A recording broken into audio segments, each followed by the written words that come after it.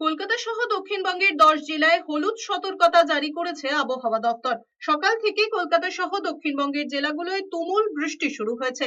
দফায় দফায় দিনভর বৃষ্টি চলবে বলে খবর হাওয়া অফিসের। শনিবার থেকে মঙ্গলবার পর্যন্ত দক্ষিণবঙ্গ জুড়ে বৃষ্টির পরিমাণ বাড়বে বলে পূর্বাভাস জারি হয়েছে। অন্যদিকে কলকাতা ট্রাফিক পুলিশ সূত্রের খবর, সেন্ট্রাল এভিনিউর একাধিক অংশ, আমহা স্ট্রিট, ঠনঠনিয়া, মানিকতলা, পাতিপুকুর আন্ডারপাস, সল্টলেক সহ দক্ষিণ কলকাতার একাধিক অংশে জল জমেছে। বৃষ্টির সঙ্গে জমা জলে প্রবল যানজট কলকাতার উত্তর থেকে দক্ষিণে। যানজটের জেরে সমস্যায় পড়েন অফিস যাত্রীরা।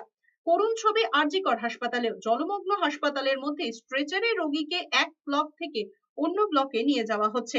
এদিকে কলকাতা বিমানবন্দরে বাজ পড়ে আহত হয়েছেন দুজন গ্রাউন্ড স্টাফ। এমিরেটসের ফ্লাইট থেকে মালপত্র নামানোর সময় বজ্রপাতে আহত হয়েছেন ওই দুই কর্মী।